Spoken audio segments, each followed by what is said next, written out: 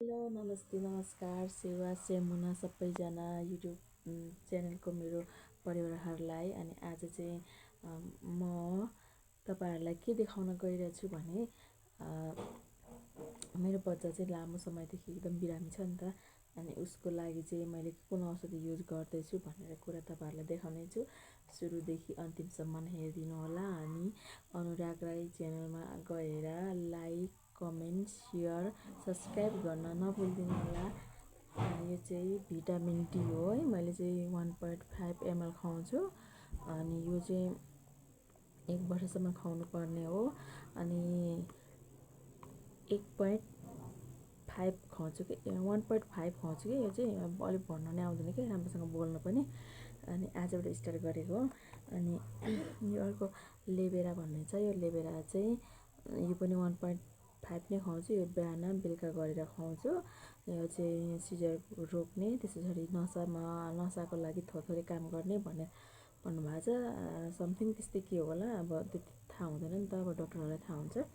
अनि अर्को रहेको छ यो ब्रेनको चित्र देखाइरहेको छ यहाँनिर चाहिँ। अनि यसमा पनि देखाउने छु। यसमा चाहिँ 5 ml खुवाउनुपर्छ बिहान एक टाइम नानीलाई।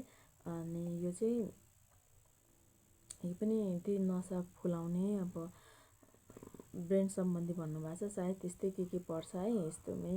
अब त्यो चाहिँ डक्टरलाई राम्रोसँग सोधखोज गर्दा थाहा हुन्छ। मैले जाने बित्तिकै तपाईँहरूलाई यहाँ भन्दैछु। अनि अर्को रहेको छ यो साइको मेगालो भन्ने भाइरसको औषधि। यो भनेको चाहिँ बाहिर मेडिकलमा ट्याब्लेट किनेर अनि काठमाडौँको पाटन हस्पिटलमा गएर बनाउन दिएर सिरम खुवाउने यो बच्चालाई। यो चाहिँ 6 महिना भयो, 6 महिना खुवाउनु पर्ने चाहिँ। यो खुवाएको चाहिँ मैले 5 महिना पुरा भयो, 6 महिना टेक्दैछ। अब साउनमा मात्रै पुरा हुन्छ। अनि चाहिँ 12 घन्टाको फरकमा खुवाउनुपर्छ।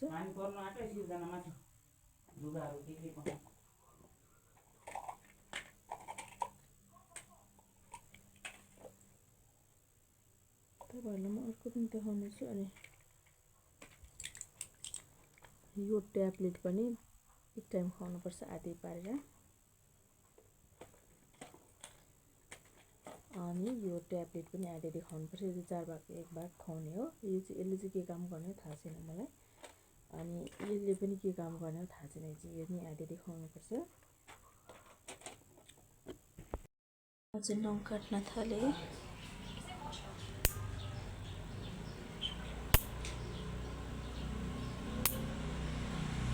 हातको नङहरू मात्र भइरहेछ नि त, नानीलाई खुपर्छ नि त हातले, त्यही भएर काट्दैछु।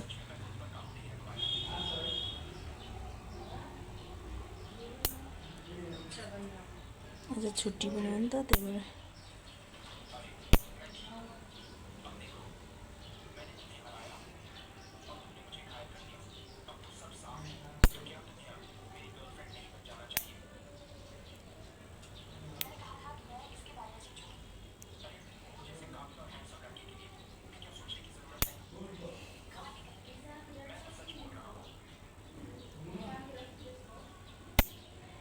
आजको मेरो काम यस्तो नङ काट्ने, सफा गर्ने नानीलाई।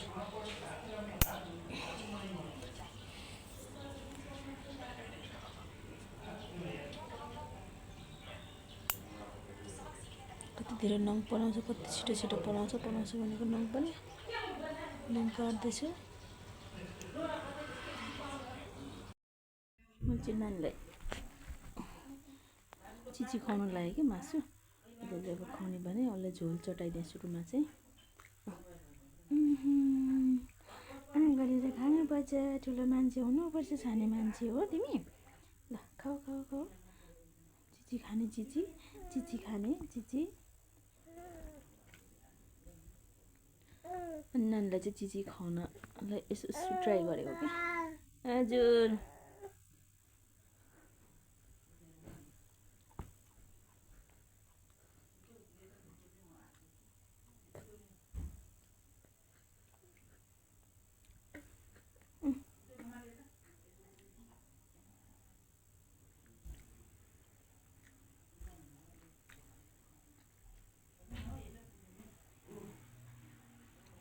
खाना खाना खाउन नि पर्छ।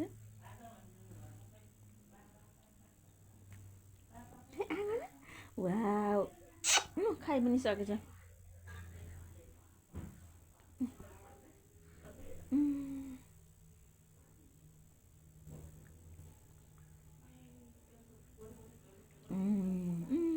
मिठो छ है, मिठो मिठो मिठो मिठो। ल अब फेरि खाने हस्, फेरि मामुले नाम नाम नाम गर्नुहुन्छ अनि खानुहुन्छ।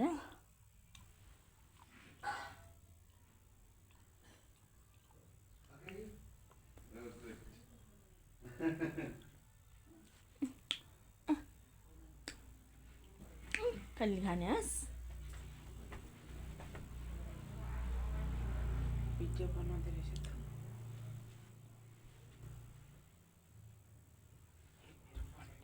भिडियो त बनाउनु परिहाल्यो नि अब। खाने खाने खाने खाने भेज पल्टाउँदै म भेज पल्टाउँदै आएको थिएँ त नि। देखेको छ र? खानु खानु बेटा खानु हस्, हामी मेरो सिरियलहरू खानु खानु खानु जानु खानु। वाह खानु बेटा। अब चिची सकिन आँटे, थोरै छ नानीको चिची। अब खाइसक्ने हस्, आजबाट सुरु गरेको नानीले चाहिँ खायो।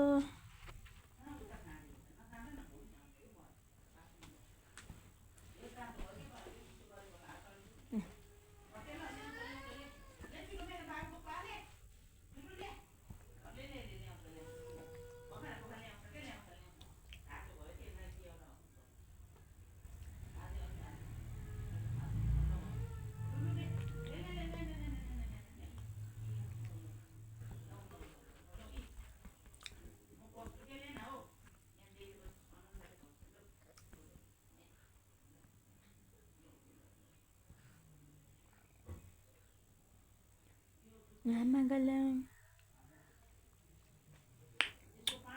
बोला मिठो मिठो मिठो माना, मिठो मिठो गरेर खाऊ बेटा।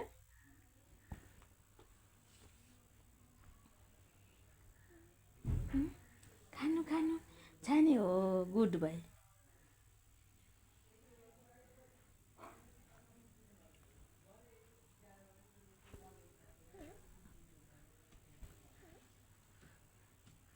खाऊ छैन खाऊ, अम्मा गलामा।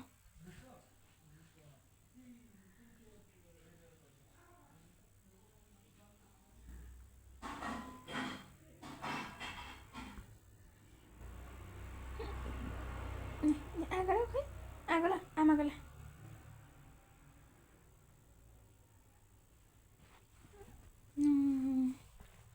आमा गर्ने बेबीले